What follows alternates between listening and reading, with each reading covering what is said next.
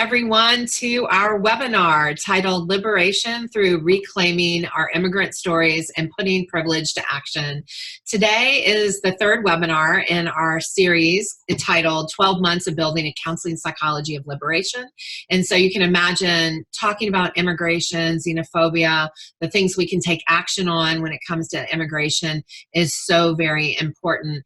We've got three amazing panelists here today that I want to share their bios with you. And so our first panelist is Laura Patricia Minero, who is currently a PhD candidate in counseling psychology at the University of Wisconsin and a Ford Foundation dissertation fellow. And as an undocumented queer and gender expansive mujer of color, advocate and social justice researcher, Laura has been actively engaged in local and national advocacy research and clinical work that has linked the ways in which policy impacts the lived experiences of the undocumented immigrants and LGBTQ plus communities. Right now, she's completing her clinical psych internship. Thank you for joining us on a break from training at UCLA's Semel Institute for Neuroscience and Human Behavior at the Stress, Trauma, and Resiliency Center, providing evidence-based trauma-informed treatments to children, youth, and families. So welcome, Laura. Thank you for being here. And then we've got, a dear friend of mine, Agnes Kwong, who I've known for a long time. She's a counseling psychologist, founder and director of the Interconnections Healing Center, a social justice-oriented mental health group practice and postdoctoral training site. For folks who are looking at training, this is the best you can get in social justice-oriented training, serving queer, trans, and BIPOC, Black, Indigenous, people of color communities in Seattle, Washington. Her specialty areas include oppression-based trauma, cultural adjustment, immigration, sexual trauma, coping with the impact of oppression, exploring intersecting and bicultural identities, interracial and intercultural relationships, and social justice training and supervision. Agnes, thank you for joining us. And seriously, this is like top-notch training, folks. So please check out her website and her center. And last but not least, one of my favorite people in the world, Herman Cadenas, is an assistant professor of counseling psychology at Lehigh University College of Education. He specializes in the psychology of undocumented and Latinx immigrants, particularly their critical consciousness development as it links to educational outcomes, career development, well-being, as well as how to train educators and mental health providers with competencies to work with immigrants. He is an immigrant himself and is formerly undocumented with a background in community organizing and advocacy for immigrant rights. So I'm giving all of our panelists a big shout out and a thank you. And thank you all for joining us today. The way that we are organizing the panel is that we're going to have each person speak for about 10 to 15 minutes. We're also going to have a Q&A at the end. You will see if you're attending that there's a Q&A box at the bottom of your screen. Feel free to enter in your question there, and also feel free to use the chat box. You can chat individually with panelists or with me. So I guess I should say my name is Annalise Singh. I'm the president of Division 17 for this year. So I'm using this year to make sure we can talk a lot about liberation, because liberation is that thing. It's beyond the debates about whether we should do social justice or not. It's the unlearning of all the icky bad stuff we've been taught about oppression and relearning what it means to actually be embodied people with all our mixtures of privilege and oppression. So I am going to turn it over to Laura and just thank you so much for being here.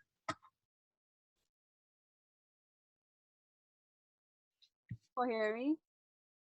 Yeah, okay. What a wonderful introduction. Thank you again. I want to say in advance, I'm so sorry. I'm in my car in the middle of my training. I was told that I would have Wi-Fi and a room to do this from, but that didn't work out. So just going with the next option. So just bear with me. If you can't hear me, just let me know. But as was mentioned, I am undocumented, and so I wanted to talk a little bit about that and how, that has impacted my journey into liberation. And of course, as I think for many of us, that's pretty much like an ongoing journey. But I did want to share a little bit of my early story and then kind of go through how that's come up for me and how I implement that in my work. So I'm actually from Guadalajara, Jalisco, Mexico, and that's where I was born.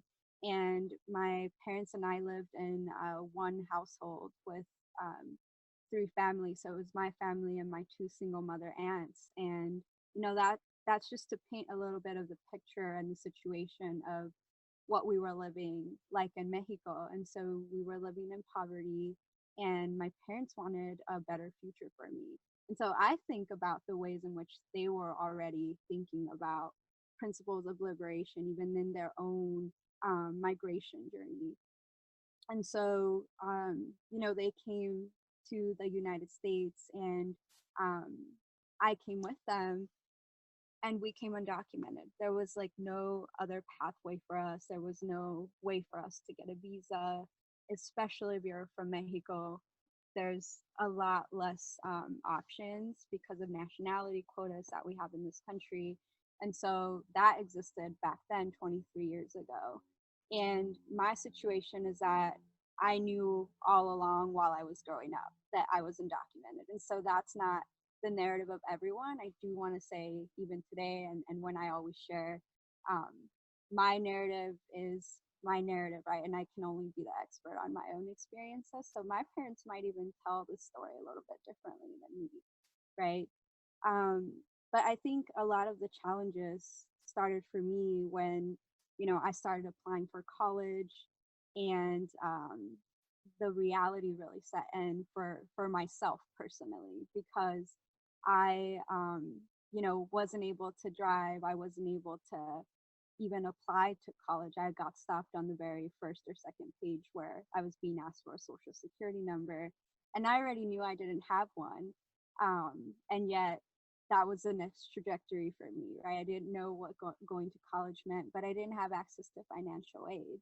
So I think along my journey, I had people that also didn't know how to support me, but they tried, right? So they picked up the phone and they would call colleges and universities. Like, we have a student that we want to support.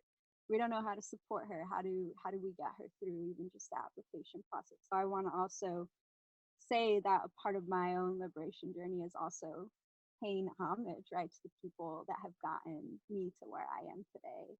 And that I couldn't do that without them, right, without my parents and without the people that have helped me along in this journey.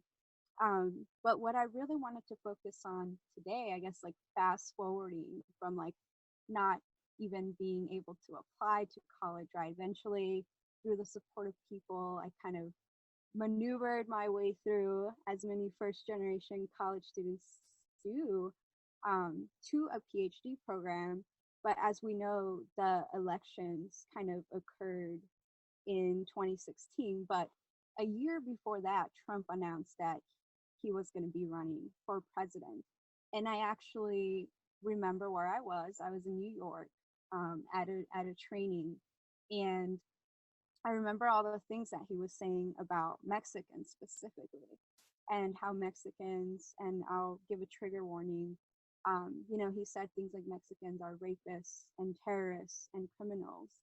And I just remember sitting with my colleagues, and they were angry, but I think it felt differently for me because I felt like this is what I'd grown up hearing all of my life. And people were like, I can't believe he's running. This is a joke. And I knew right then and there, and I like promised that I knew that he was going to win the elections. And the reason why I knew that was because um, I'd grown up with people treating me this way, and seeing my parents being treated this way, and seeing the communities that I work with as a therapist and training, and in a lot of different settings being treated this way. And so I knew that the views that he was spewing were views that were indeed believed, right, and inhabited by millions of people in the United States. And so I think for me, my process of like just becoming more enlightened about needing to and wanting to be liberated from the weight of that and being deeply impacted by that, kind of started there. And so I noticed a shift started to occur for me.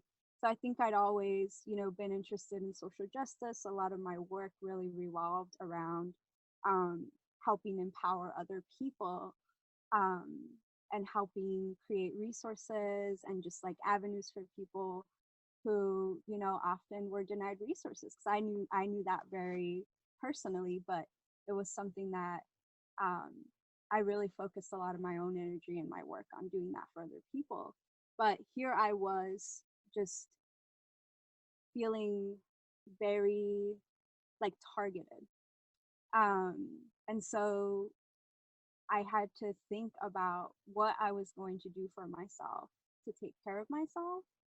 And I immediately decided to actually disconnect from Facebook because I knew that there was going to be a lot of these messages said and spewed across Facebook. And now we know what a big involvement Facebook actually had in advertisement around elections and kind of what people were hearing about candidates. And so I think for me, I needed to really just protect myself.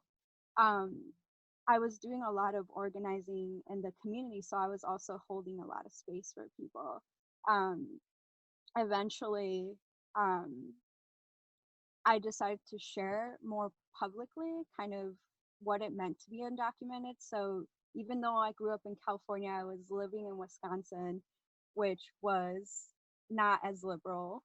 And there were students there that did not talk about being undocumented, and they didn't speak about that. So it was hard for them to get resources because they didn't even have in-state tuition. So I had privilege. I was coming from California where I had in-state tuition, and that allowed me to get all the way to my PhD. So you had folks in Wisconsin that were taking like 2-3 years longer just to get their undergraduate degree because they didn't have the access to the same resources that I had. But I realized that them not having a place or feeling safe enough to share their narrative was also um, contributing to a lot of pain, a lot of depression, a lot of anxiety. And so I started creating spaces very openly um, for people to be able to come together and share in their experiences, especially because I think undocumented immigrants were at the center of a lot of the immigration debates. And so I was creating healing circles for people to be able to come and just talk about what that experience was like and what that felt like for them, especially not being able to vote in the election. Um, I my own personal experience once he did get elected was also really challenging because the thing that I knew was going to happen finally occurred. And I felt like the people around me didn't know that this was going to happen, and they were actively saying like, this, I'm so surprised, I can't believe this actually happened. And like I understood that, but I also found it really hard because I felt like I was holding space for other people's privilege of like having, this is like the first time that they're having to face a reality that for me has been a reality my entire life. And so I felt like that's what really pushed me over the edge, and it made me really think about like, who am I really? And it's not all the things that I do, right? I think like being in academia, oftentimes your worth gets centered around, and especially, you know, being a queer undocumented woman of color, you always have to prove yourself and you have to do more. And so I was in this space where, you know, Trump then tried to rescind DACA, and it didn't matter all the things that I had done and all the work that I had done to get to the point where I was. And so I had to really ask myself that question: Lauda, if you do get deported, um, if you have to get sent back to Mexico, like, who are you? Because I likely wouldn't be able to do what I've been doing here. So I hope that that makes sense. So a lot of it was centered around like having to think about my identity and who I was and what what anything meant to me without having this identity that I've built in the United States. And that's where I think I learned for myself what liberation meant, because I went through these like phases, almost like the stages of grief, where I was kind of like in denial I experienced a lot of anger um, towards just like the fact that I was having to go through this and that my community was having to go through this, and that if I was privileged felt like my options were, being narrowed, how did my parents who've never had these options, how did the rest of my community feel? Um, and so the place where I went to in my head was I had to think about actually something that Dr. Joseph White said um, once, was that we have to figure out how to release the chains or break free from the chains that have been put on our minds. And I realized, holy crap, like that's where I am right now. And it's not about who am I now in Mexico, like it, or what I need to be in Mexico. It's like this situation is messed up, and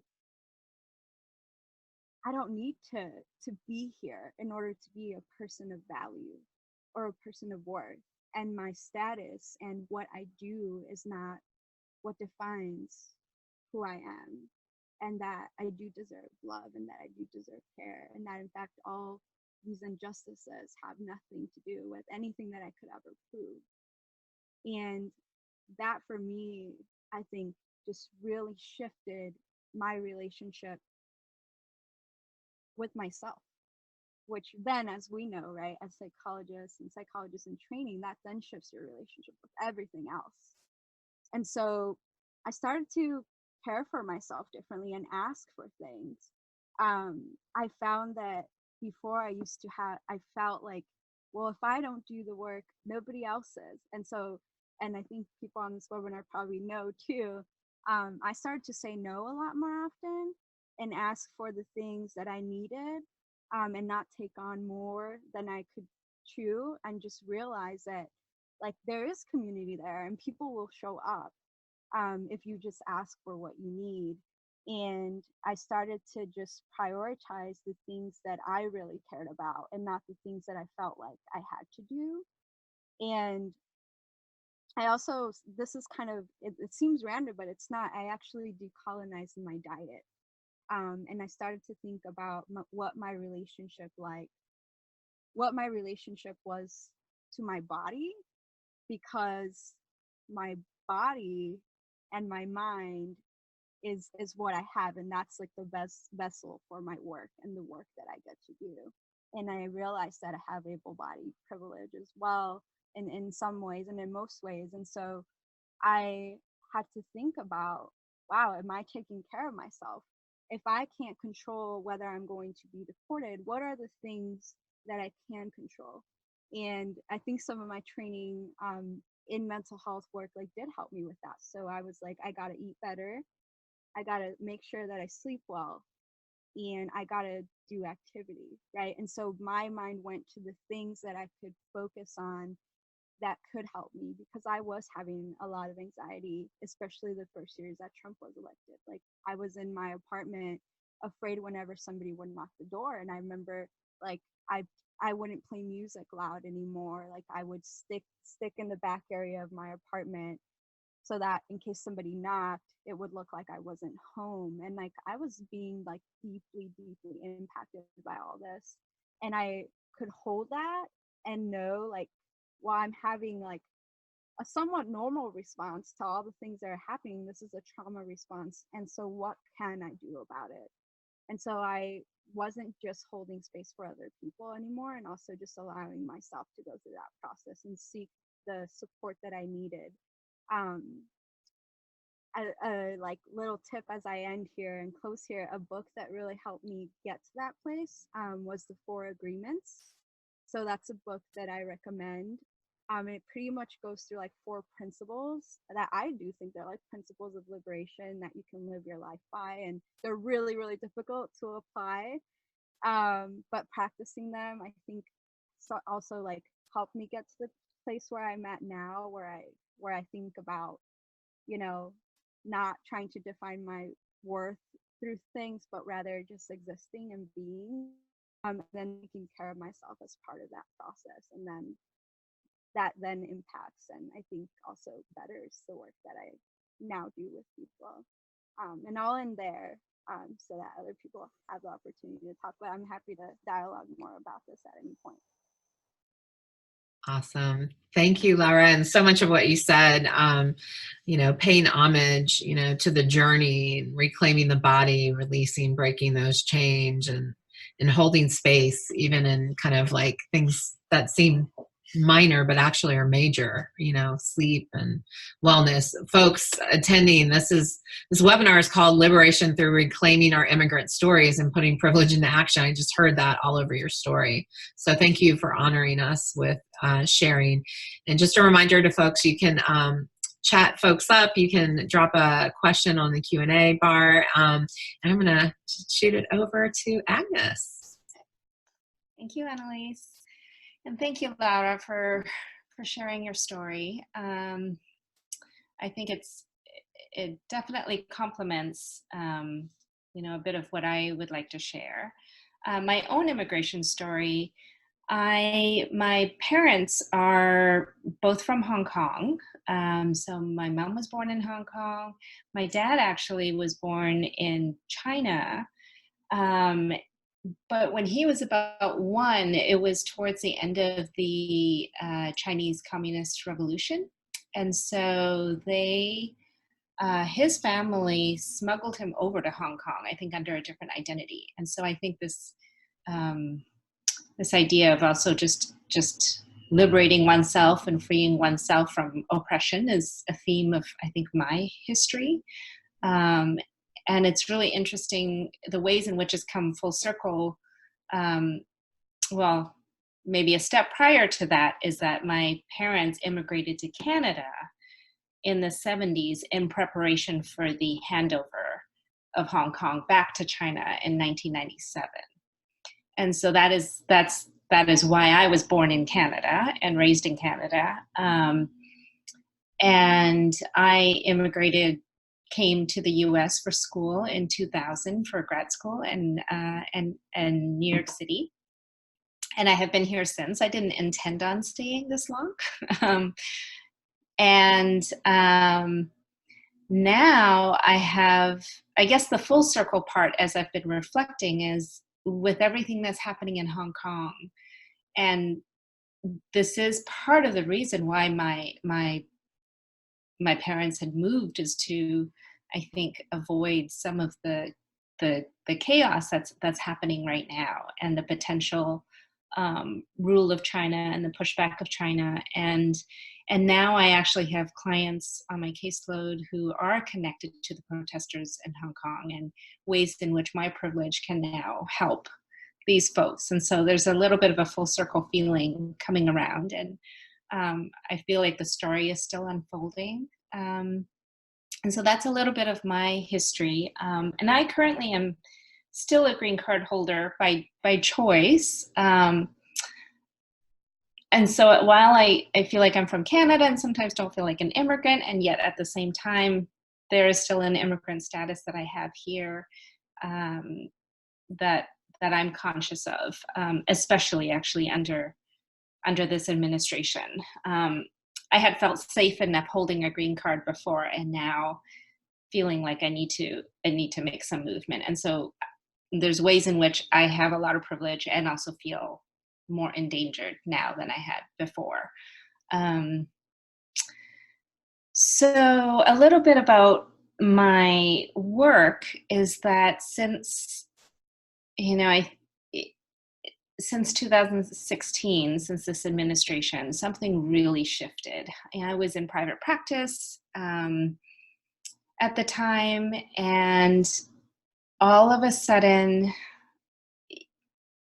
as expected, I had an influx of clients of color, so much more trauma in the room, so much more helplessness and despair and hopelessness. And over the last 4 years, just so many more also somatic symptoms from clients who are struggling with oppression.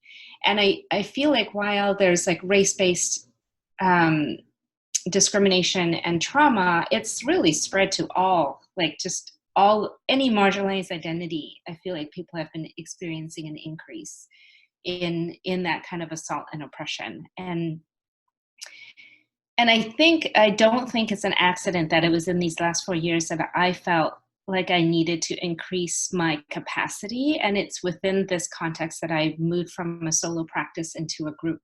I expanded my solo practice into a group practice.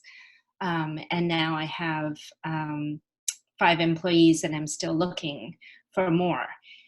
And I needed for myself a space where I could have community and be amongst other, as a queer woman of color as well, just be amongst other queer and or BIPOC folks to be doing this work with, because it can feel so isolating to sit, I think, with also trauma story after trauma story and experiencing my own fear and despair and hopelessness as well.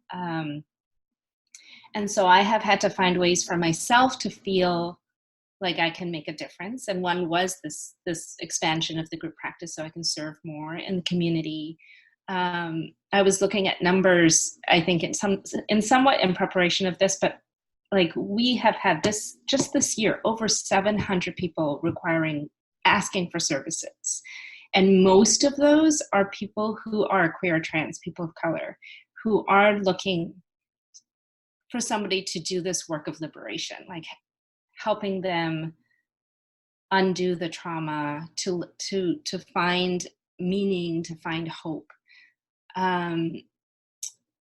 And the ways that I have found it for myself, one of the pieces in my bio is volunteering to do psychological assessments for asylum seekers. So every time on the news something would really get me angry or really upset, I would like pick up the phone and say, I can do another assessment. It does increase the chances of folks gaining asylum. And so that has helped, like to do an assessment, and maybe the attorney a few months later might send a card saying it was successful. Like it just felt like on an individual level, like if I can just make a difference to one person or 2 or 3 or 4, it has given me some hope and some movement, to feel like, and this is part of like using our privilege to help with the movement of liberation. I think also, I don't know that I was intentional, but I think it kind of all just happened, where as I was sitting with more trauma and some of what, even Laura was talking about, how trauma just sits in the body and you're more hypervigilant, you can feel more stuck or more freeze, or that I needed more tools. Like the typical, I think the talk therapy that I was taught with just wasn't cutting it for everybody I was seeing. And so in the last couple of years, I've been diving really deep into more somatic-based work.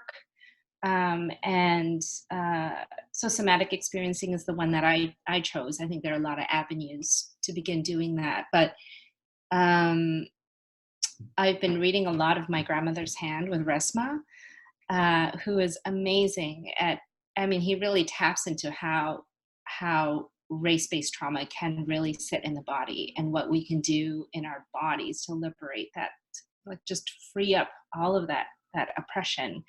And so I've been integrating a lot more of that into my work, because not everything can be top down, and I'm trying to do a lot more bottom up work with folks, and that has felt really important and helpful, and it's helpful for me. I'm realizing how much, as many years of therapy I have received, that as I'm doing this somatic work, I'm like, oh, it's like, this is where it sits, it's in my body.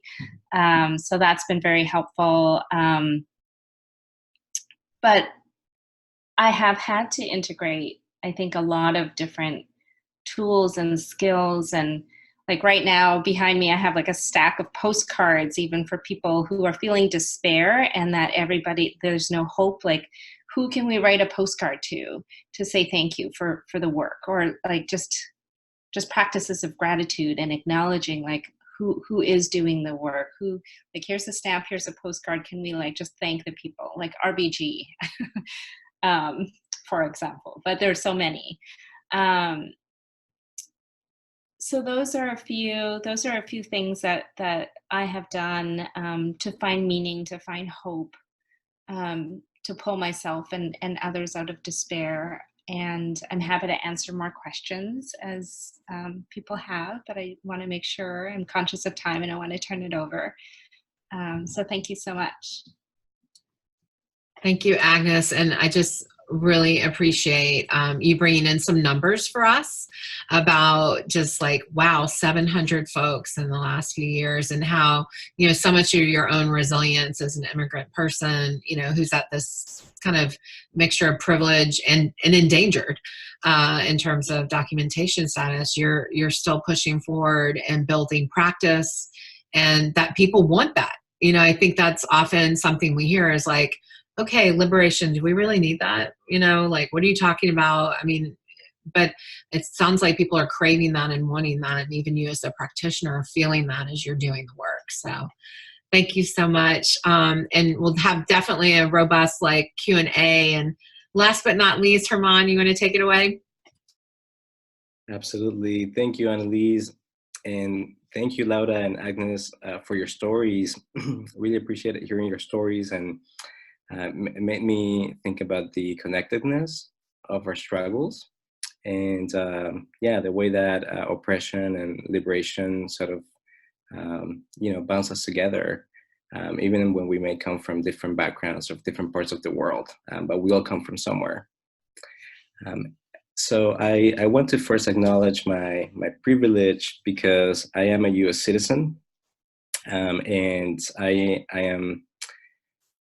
kind of hold pride in that. I'm very proud to be a U.S. citizen, and you know, to have the rights that come with that. And there's also some discomfort there for me, knowing that, kind of knowing where citizenship comes from, and I'll talk a little bit about that with my story. And as I tell my story, I want to connect it to a liberation psychology principle of moving psychology from being ahistorical to being socially attuned to history. And I think for me, learning about the history of immigration policy in particular and citizenship have been pretty liberatory. And I'll connect it in a second.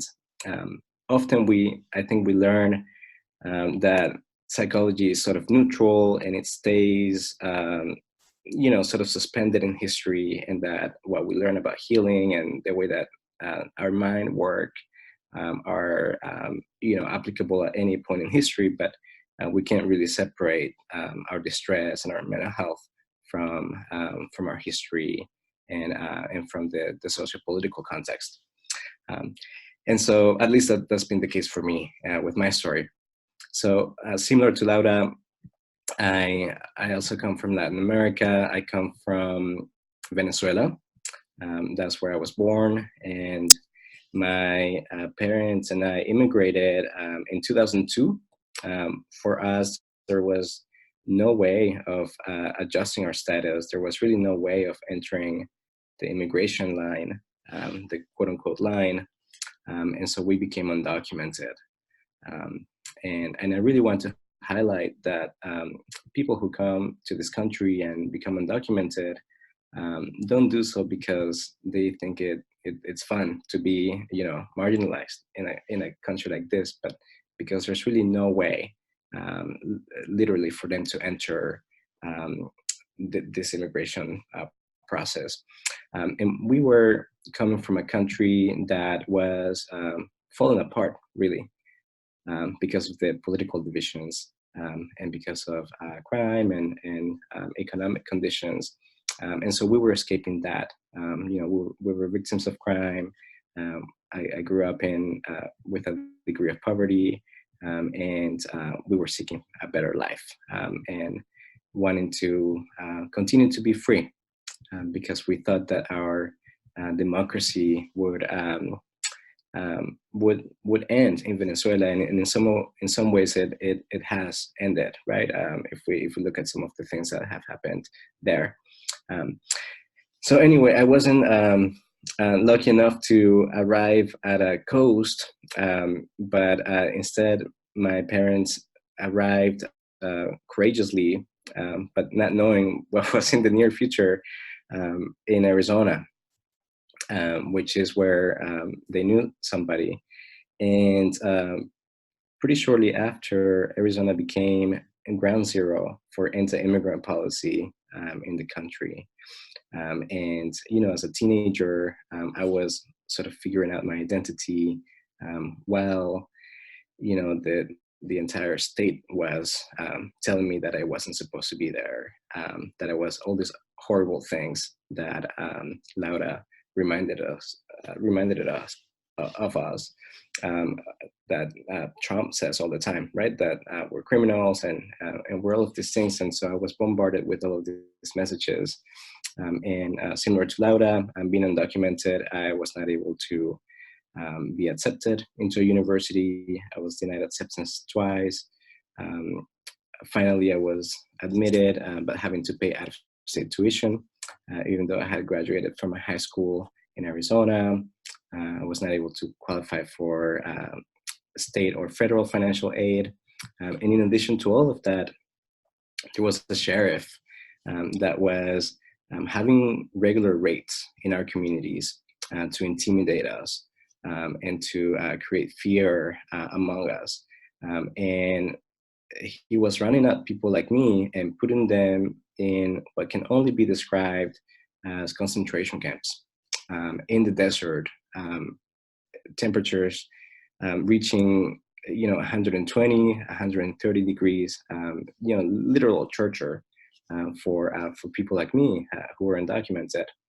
In addition to all of this, Arizona passed pretty strict immigration laws. Eventually, it passed SB 1070, which was the first show me your paper legislation in the country, which basically gave police the ability to racially profile in order to ask for the immigration status of people they suspected were here without documentation. And so all of this was obviously very, very tough for me as an adolescent and young adult, trying to figure out who I was. And it was, it was pretty depressing at times, very anxiety provoking.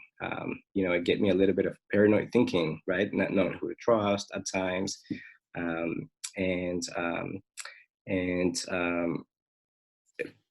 I think what was really healing for me was actually finding other people who had my same status, and banding together with them and beginning to organize ourselves and beginning to advocate for ourselves, and eventually creating an organization, the Arizona Dream Act Coalition, to fight for the Dream Act, becoming involved in activism in the community, to stand up against things like SB 1070, becoming involved in a national movement to push for the Dream Act, and so on. And all of these things were really healing at the time, were very liberatory.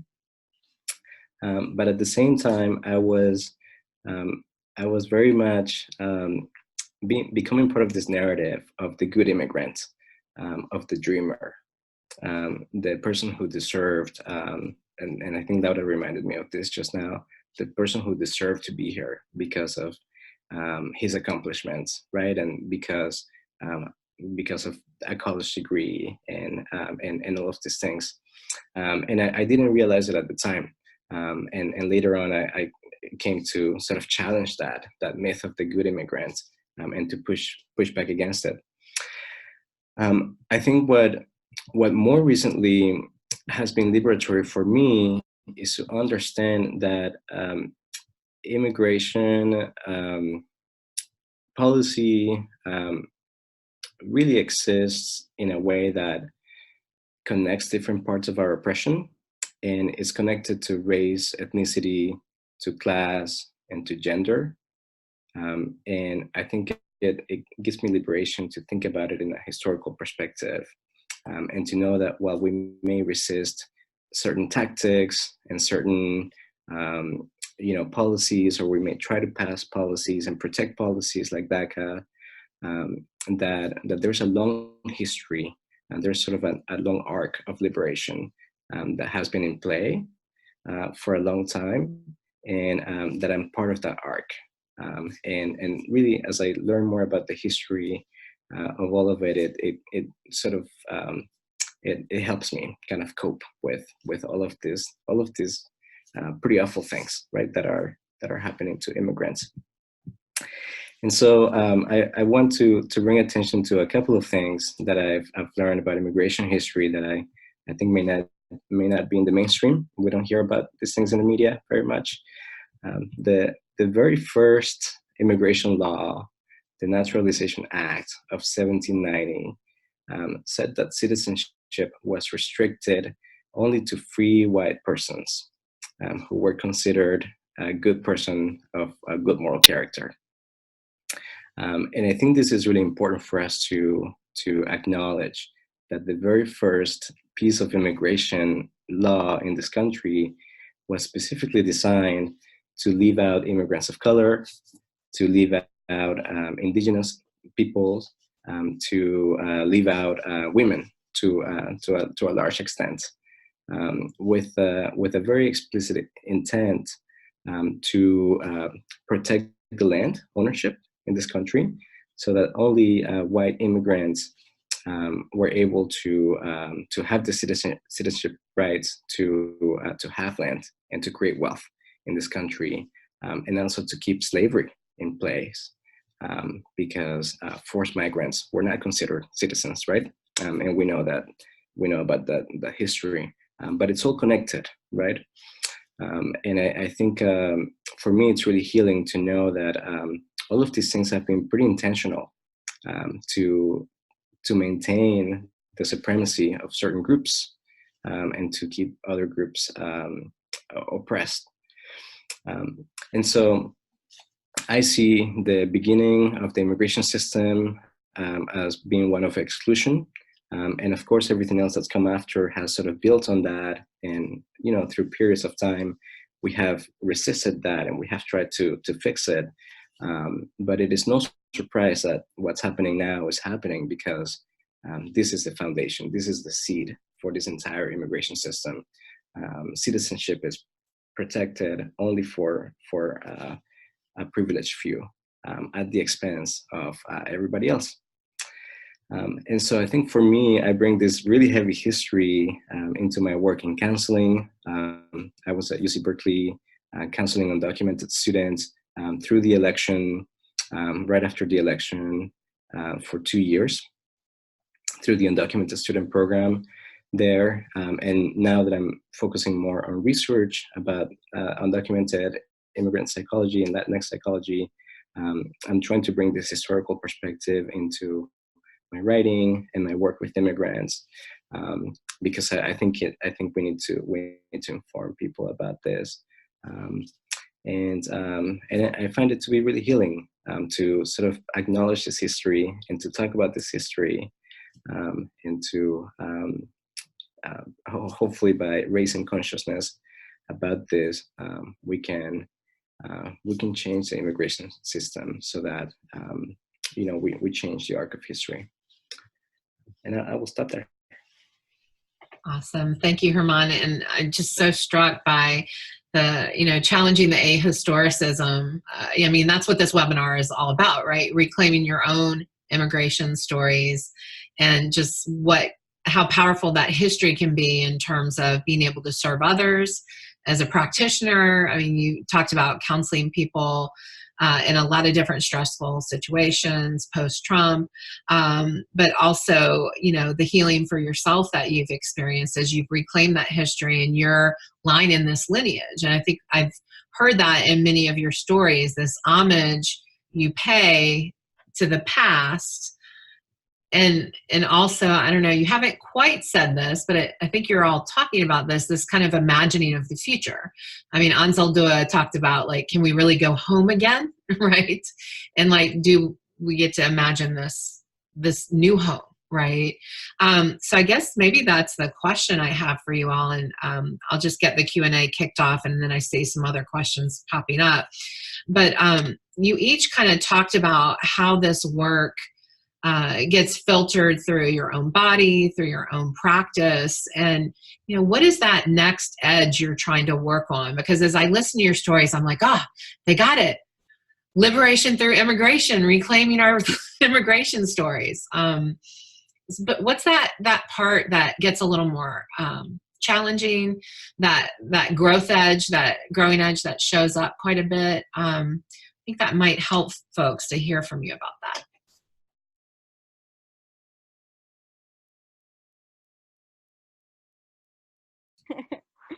Can folks hear me okay? Yeah. I think for me personally, it's always like being careful not to feed into certain narratives or be a product of that, like Herman was saying, right? Of like, as you're moving forward, other people get to choose your narrative. And so it's really challenging to figure out how to still hold on to that, and like not letting other people re-narrate the narrative that you are presently reclaiming, and then creating other narratives around that, right? So I often hear people refer to themselves as dreamers, and I know I have at some point also. But like the folks that are constantly prioritized for inclusive immigration policy are only dreamers, and then politicians and the broader society will then say, well, then it's your parents, and your parents are the ones to blame because you came here by no fault of your own. And so I think just like constantly reminding people and like challenging people around kind of like the identities that we take on, and like why is that, and where that comes from, and how does that narrative develop, and when does that actually become dangerous. And in addition to that part, I think it's also just constantly challenging my own inner dialogue. I think like the very things that, and I also have my own therapeutic support, but even the things that I'm working on challenging with my clients, I'm like, it's often a reminder for myself of like, oh, that's right. Like, that's a cognitive distortion, right? Like, how do I, and where is that coming from? So like practicing like love and kindness and like compassion towards myself in that process, but also just constantly re-narrating in my own head what my truth and what my reality actually is. Awesome, thank you. Let's see, what's next? Well, there's a few things that I'm thinking about, which is one is, how do I create even more community for myself, for others? I really, really believe in the healing, like just how much community can do for us and our bodies and our psyches and our strength and resources. And so I want that for myself. I want that for clients. I want to organize with more other BIPOC therapists and clinicians. That's one area, is how to keep doing that, how to keep organizing. And in fact, right now, there's a group of us who's trying to bring RESMA back just to work with BIPOC healers. Because I think we need it, and we need it to also help others. Like, we are the tools. And I think in that way, another edge for me is, how do I make this sustainable and to still have balance in my life? Because there's so much I want to do, and so much demand, and everything feels so sometimes urgent and critical and important. And yet, if I don't take care of myself, there's only so much that I can continue giving, and only for so long. And So that's the second piece. And I would say, jot it down. Oh, right. The third piece that I'm really trying to examine, and I feel like I only get the privilege of really examining this deeply, is with in community, it also in community with other BIPOC folks, is where, as a white adjacent POC, where have I internalized a lot of white supremacy, and how do I challenge myself, my organization, like now my group practice, in dismantling that, and where's my anti-Blackness, and how do I begin examining, challenging, and living my life in a way that feels really congruent with my values, and that it's painful, it causes grief, it causes discomfort, and that is actually something I've been thinking about really poignantly this past year, is wanting to undo that within myself, and in relationship with others. So thank you. Awesome. Thank you. And thank you for bringing anti-Blackness into this conversation, because I think that is such a rarely talked about kind of big piece of what's going on with immigration, and what you were talking about, Herman, with, you know, just how legislation is enacted and who's kept out and who's kept in. So thank you, Agnes. Herman? Yeah, thank you. I think for me, you know, now that I'm working and functioning within systems of more privilege, you know, like academia, I think just staying really, really connected to the ground and to the community and to the struggle, so that I don't become, you know, what I want to liberate myself from. Yeah. Yeah, which is tough because we're part of a system, but I think from each of your stories, you're like kind of forced outside in some ways, but also, I mean, Agnes, you said there's a choice, right? There's a choice how you narrate the story that's been handed to you, right? And so it makes sense you would do that even as part of a system. And Agnes, you were talking about even your practice, your group practice, just finding ways to dismantle what that microcosm will be, which is of BIPOC communities. We have a question about, you know, counseling psychology, you know, training that would have been helpful for you to get. Might be a rant about what you didn't get, but I think this person seems to be asking about, like, what would be helpful? What do we need to, like, layer into counseling psychology training? Oh my goodness. Well, what don't we need? I mean, I will say, I feel like we get really unique training, because we do have some of that social justice lens, and I have seen, being in a more interdisciplinary space, like folks in psychiatry or other domains like that, they don't even like scratch the surface at some points.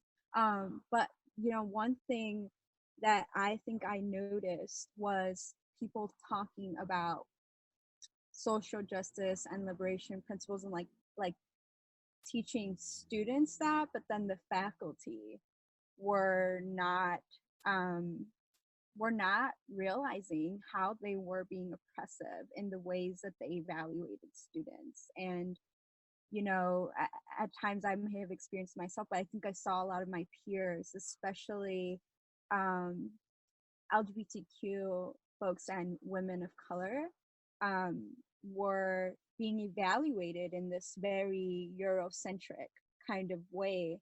And I don't think that the faculty actually realized that that was going on. So I think training needs to go beyond, you know, what faculty are like teaching students, but rather there needs to be an entire like restructuring of like, how does this come up in clinical supervision and how I'm supervising my supervisees? How does this come up as a clinical training director? How does this come up, you know, with my mentees? How does this come up in my classroom, and what dialogues am I you know, making room for, and which am I not making room for? What kind of behaviors are okay and which are not, and who is defining that? Because I know, like, we get evaluated, right, on like whether we are like acting professionally, but what does that mean culturally, right? And like, where are those standards actually? Where were they founded, right? Like, where does that actually come from? So I think it's important to relook at that, even as how we structure training programs in general for even faculty and staff. You're reminding me of, like, you know, what pieces of literature do we read with immigrant stories? Or, you know, we have a initiative this year that folks are welcome to get involved with on decolonizing your counseling psych syllabi.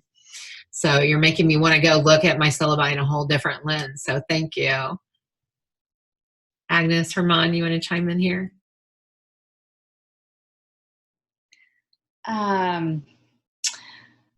Well, I mean, I only have my education to draw on, so that was about 10 years ago, which I felt like at that time, honestly, I think my first intro into social justice was through Annalise. During our internship and our postdoc, and it was more through peers and even through faculty that we talked about power and privilege, and I trust that it has come a long way, hopefully, since then. You know, we talked about multiculturalism, and we talked about different ways of working with different cultures, but not around power and privilege. And that certainly is a piece that I wish I had in my education. But also, I think it does have to go, even if someone was teaching me that language and those concepts and that framework, I would imagine there's still room to push the bounds of how do you work outside the box, like the constraints of our system, the constraints of insurance or laws or whatever it is, and taking into consideration culture. How do we move beyond working one-on-one talk therapy, or, you know, our different ways of doing research, like just really, really blowing. I want our minds to be blown open.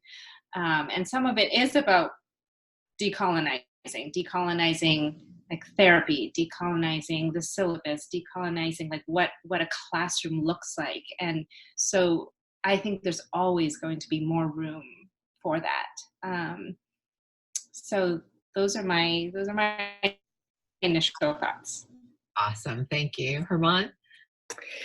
Yeah, for me, I think more training. I'm gonna go back to the history. I think more history, more background. I think so that we can learn right from the past. And I think the stories. I think more stories about immigrants. Something that I have been doing in my diversity class is actually have students go back and learn about their own immigration story. Regardless if they're citizens, because we all come from somewhere. Yeah, I think that reflection about where you come from and trying to dig that as far back as you can to connect people to this experience of immigration. Awesome. Thank you. And I know that we just have a minute left. So, 20 seconds each. Any encouragement you have for our attendees, for ourselves, for our counseling psych community, any last kind of words you'd like to share?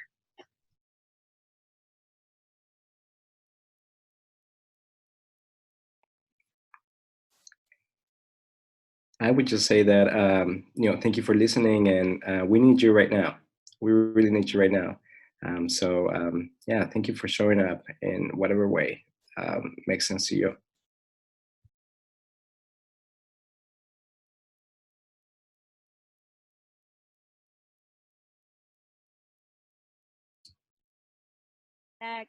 That if you have questions, you can reach out. I know I'm willing to talk to folks, and also looking forward to continuing to work together with the folks that are on the panel too. So thank you so much for this. I want to say thank you for everybody, at least for bringing us together, for the other folks here and those who are listening. I am also very open to answering any questions beyond this time. I know it's like I just hit 3 o'clock, and I agree, we do need each other, and this community is both large and small at the same time. And I rely on each and every single one of you. Thank you. Awesome. Thank you so much. I mean, I think the best thing about this 12 months of building a counseling psychology of liberation is we're doing it together. You know, it's kind of this question of like, what would it even look like? You know, how would our practice evolve? How would our research evolve? How would our advocacy evolve if we just got beyond all these debates about whether we do it or not do it? I love, Laura, your example about interdisciplinary teams and what we already bring. And Agnes, how quick your group practice has built, just the need for that. And Herman, your like intentional connection to the ground, even while you're in the quote unquote ivory tower. I can't thank you enough. For folks who are attending, we've got more webinars coming up next month. We've got one exploring how do you make your training environments more affirming for trans and non-binary folks. I mean, that means you're probably doing good work related to this webinar today. And also we have one coming up exploring whiteness and white supremacy. I know those are big words, but those are coming.